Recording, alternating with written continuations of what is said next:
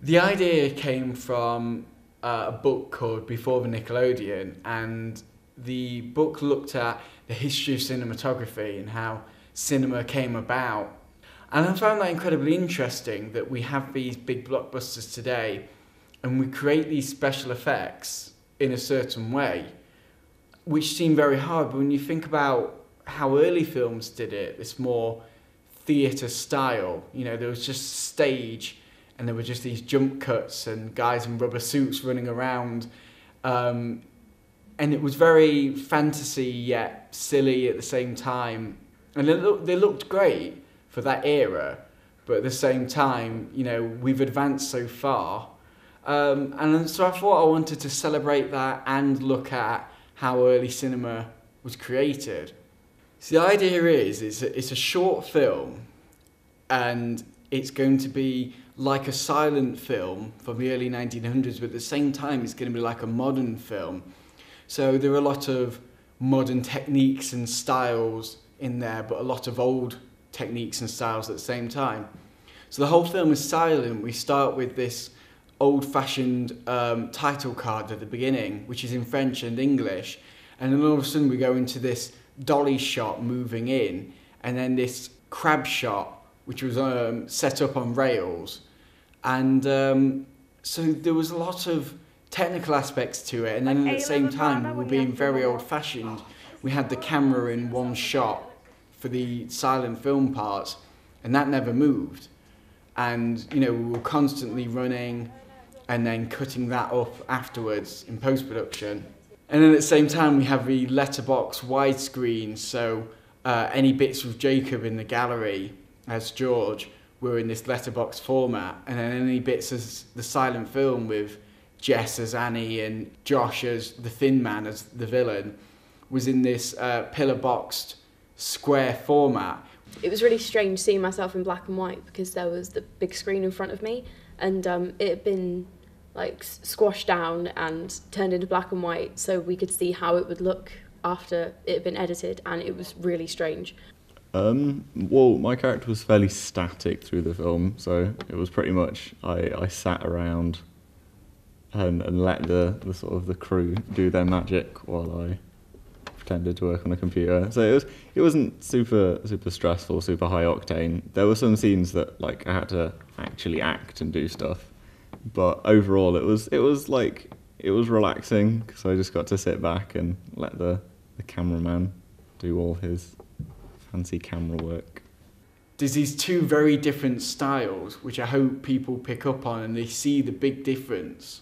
You don't have to go to see a film with big CGI robots or turtles to enjoy it. You can just have simple effects. But it was good to work with different styles of filming and shooting because there were a lot of different things we had to do for the black and white because of the jump cuts compared to the modern day shooting, because obviously all of that could be done with the shooting that we did then. The jump cuts were interesting to do. So you have to have two people stand there, act out a little bit, pause, go in, remove a certain aspect or a person, and then start the film again, and then act as if they've suddenly disappeared or appeared.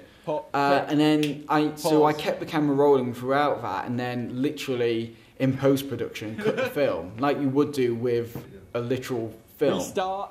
And then obviously we had these restraints, we had to work within a certain border. For two different types, we had the pillar boxing and then the letter boxing, which was a bit strange to go switch between those two styles. There were boundaries tape on the floor where we could stand and where we couldn't stand because of the aspect ratio change. So we had a smaller space to act in than we would have normally in a regular production. He was very straightforward, knew what he wanted. All the shots were really well thought out beforehand. There wasn't really much discussion during the shoot because it was right, I want this, and this. And we got those in order, and it was good, and we got it nice and quick. And we had to run through a couple of the shots a few times because he wasn't happy with certain takes, but of course, that's the nature of being a director. So it's all good, worked well. it felt like we put a lot more, I don't know, like the cameraman and the crew put a lot more effort into the filming in the gallery and things with Jacob, because there was a lot of camera movement and the rail that was used and stuff like that. So comparing that to the black and white shooting we did, which was just one static camera in the centre in front of us for the whole time, it was more the actors had to work more for the black and white shooting, whereas the crew had to work more for the colour shooting, I think. I thought the working with the rig on the rails was really cool, because I haven't really seen anything like that, not coming from a traditionally film and filming background. But yeah, it was cool to see that sort of stuff, and it was cool to see using the whole sort of TV studio, lots of different cameras. I mean, there were green screens and stuff knocking about that I didn't have a chance to act in front of, but it was cool just seeing all the stuff and working with the technology that we did work with. I think it works well when you see the whole thing put together. I think that it does look like really genuinely like it is from an old 90s film.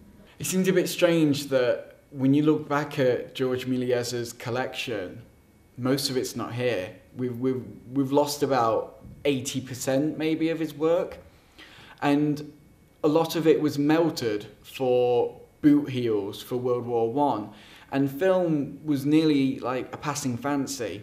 Like things that came before it, which were just these meant to be like, oh, this is the new little circus trick, and moved on.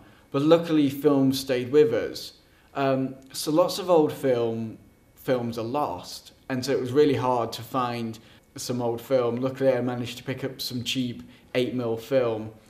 So I've got a couple of Easter eggs there to films that mean a lot to me or mean a lot to cinema, and so they get their little credit in there.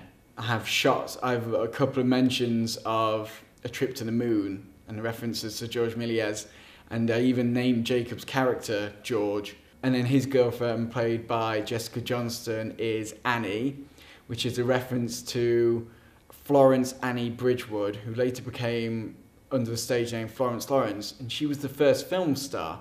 It was the first time they realised, this actress, if we bring her back and she does multiple films, people will recognise and go to see her. She became the first ever film star, and she gets kidnapped by the evil Thin Man, played by Joshua Silverwood, which is one of the villains from Metropolis, which is a hugely influential film because it was like the first feature-length film. You know, this was the first film that had ran over an hour and a half and had this massive budget and this massive production. Looking back at it, it's amazing that so much was done in 1927, which is so hard to do today. You know, it takes teams of people to build a city over months, and it did back then, but you get the same kind of effect. You still feel, wow, this is a massive city that people are walking around in. You know, how was this made? I think this film is important because you look at modern day films and think, oh, you know, there's 10 new summer blockbusters come out, but they all look the same. But they came from something, you know, they came from a process of trying to create something new, trying to document, and then trying to entertain, trying to create new stories. And, you know, we come across problems today. There's 10 different ways to solve that solution because the problems have been existing for nearly 100 years. When George Méliès and the Lumiere brothers and Charlie Chaplin and all the other early famous directors were making their films, some of these problems were for the first time. And they either had to create something radically new to work around it, or like George Méliès with the jump cut, created something new, which I think is extremely interesting. So I think it's important for filmmakers to know you don't always have to go and green screen everything and CGI everything to make an amazing film. Sometimes it's the more simple aspects that make it interesting. The inspiration for this film was, obviously I looked into the Lumiere brothers, but a lot of their early films were more recordings and documentations of real life films. It wasn't until George Méliès discovered special effects that he realised what could be done with film, what could be done with cinema. So I looked into a lot of his early works, and obviously the main inspiration was A Trip to the Moon, which was like the first sci-fi film ever made. And it's very strange. It looks completely old-fashioned and fantasy, and yet at the same time it's quite clever. You know, there are effects in there which stand up to today.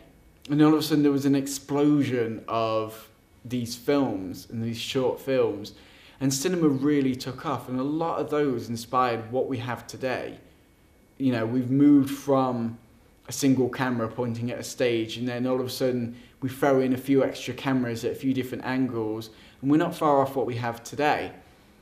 So I wanted to kind of incorporate George Méliès's special effects. So there were a lot of jump cuts in there, which I really enjoyed, and he found out by accident, which I think is really strange, but he was just experimenting and then realised what he could do with them.